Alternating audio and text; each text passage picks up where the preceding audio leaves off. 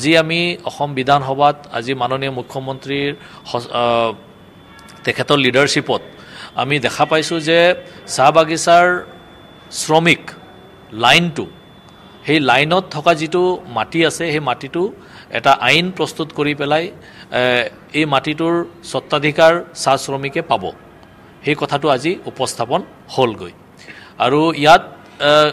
বিভিন্ন ক্ৰাইটেৰিয়া আছে যে এই মাটিখিনি তেওঁলোকে যোনটো মাটিত তেওঁলোকে বসবাস কৰি আছে সেই মাটিৰে তেওঁলোকক অধিকাৰ দিয়া হ'ব তেওঁৰ পট্টা দিয়া হ'ব লগতে তেওঁলোকে যদি ভৱিষ্যত এই মাটিটোৰ মানে তেওঁলোকে ভৱিষ্যত 20 বছৰৰ কাৰণে তেওঁলোকে কিন্তু এই মাটিটোৰ কোনো হস্তান্তৰ বা বেচা কিনা কোনো কৰিব নোৱাৰে কিন্তু 20 বছৰৰ পাছত যদি তেওঁলোকে সেই মাটিটো হস্তান্তৰ কৰিব বিচাৰে বা কাবলৈ দিবলৈ বিচাৰে তেতিয়াহ'লে সেই বাগিচাৰে যিসকল শ্ৰমিক থাকিব তেওঁলোকৰ ভিতৰতহে দিব লাগিব অন্য বাগিচাৰো নহ'ব আৰু ইয়াত অন্য সম্প্ৰদায়ৰ লোকে এই বাগিচাখনত আহি পেলাই মাটিৰ অধিকাৰ ল'ব নোৱাৰিব এনেধৰণৰ কেইটামান ক্ৰাইটেৰিয়া বা গাইডলাইন্সৰ মাজত চাহ শ্ৰমিকক মাটিৰ অধিকাৰ যি মাটিৰ অধিকাৰ তেওঁলোকক দিয়া হৈছে লগতে মাননীয় মুখ্যমন্ত্ৰী ডাঙৰীয়া এই কথাও কৈছে যে এই বাগিচাৰ মাটি তেওঁলোকৰ মাটিৰ অধিকাৰ দিয়াৰ লগতে তেওঁলোকৰ এই ঘৰখিনি বনোৱাৰ কাৰণেও কিছু সুবিধা যাতে কিছু পেকেজ বা সুবিধা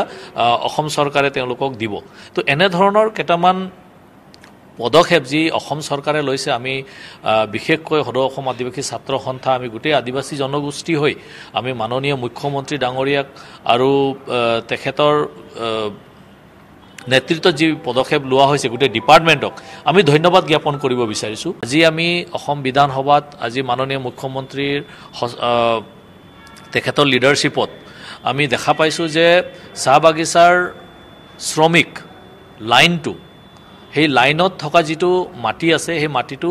এটা আইন প্ৰস্তুত কৰি পেলাই এই মাটিটোৰ স্বত্বাধিকাৰ চাহ শ্ৰমিকে পাব সেই কথাটো আজি উপস্থাপন হ'লগৈ আৰু ইয়াত বিভিন্ন ক্ৰাইটেৰিয়া আছে যে এই মাটিখিনি তেওঁলোকে যোনটো মাটিত তেওঁলোকে বসবাস কৰি আছে সেই মাটিৰে তেওঁলোকক অধিকাৰ দিয়া হ'ব তেওঁৰ পট্টা দিয়া হ'ব লগতে তেওঁলোকে যদি ভৱিষ্যত এই মাটিটোৰ মানে তেওঁলোকে ভৱিষ্যত 20 বছৰৰ কাৰণে তেওঁলোকে কিন্তু এই মাটিটোৰ কোনো হস্তান্তৰ বা বেচা কিনা কোনো কৰিব নোৱাৰে কিন্তু 20 বছৰৰ পাছত যদি তেওঁলোকে সেই মাটিটো হস্তান্তৰ কৰিব বিচাৰে বা কাবলৈ দিবলৈ বিচাৰে তেতিয়াহ'লে সেই বাগিচাৰে যিসকল শ্ৰমিক থাকিব তেওঁলোকৰ ভিতৰতহে দিব লাগিব অন্য বাগিচাৰো নহ'ব আৰু ইয়াত অন্য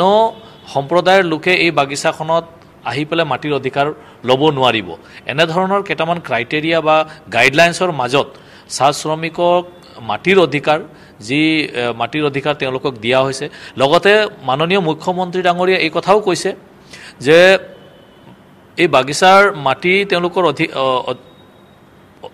মাটিৰ অধিকাৰ দিয়াৰ লগতে তেওঁলোকৰ এই ঘৰখিনি বনোৱাৰ কাৰণেও